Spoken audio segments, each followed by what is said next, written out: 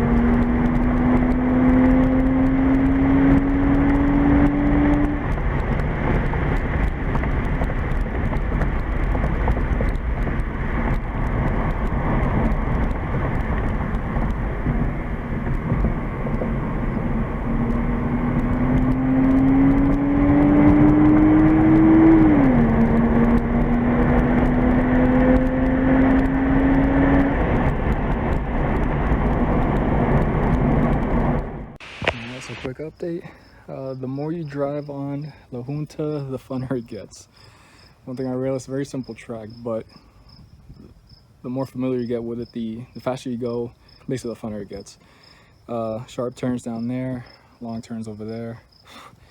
Figured I went ahead, gave the rear wing 3 degrees of angle of attack, had the downforce.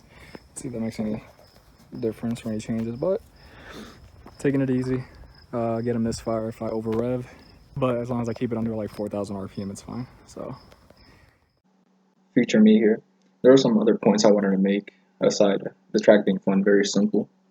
A few downsides of the track are, I mean, it sort of depends on the type of vehicle you drive, but some of the heavy braking points, especially at the last turn, you could take that turn at about 60 to 70 before making that hairpin, and you really have to brake heavily, and that could be maybe of concern for those who have OEM brake rotors. So that's a situation where you need a upgraded brake kit or really know your limitations of your vehicle. Another point is that the last few corners of the track are very narrow, so there's very little room for either A, passing, or B, room for error. And another point was the first corner. Well, I won't say the first corner, but the third. Entering that third corner, it's very difficult to find the entry point because it sort of changes from one color to another when you're making that third corner.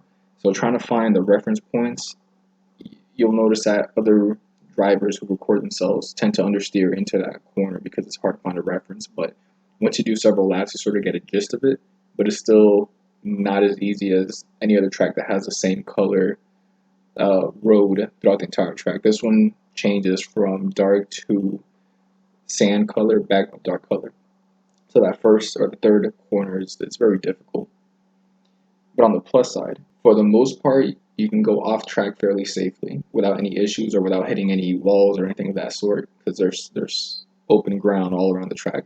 And another plus about this track is navigating to the track and around the track is very simple. Everything's visible. There's no trying to locate this or locate that. Everything's right there and then. So as soon as you enter the track, everything's right there. The entry to the track, your bathrooms are on the side, parking spots everywhere. So it's a very simple track to navigate, unlike some other ones I've been to that I would find other drivers trying to find the entry point while inside the track area.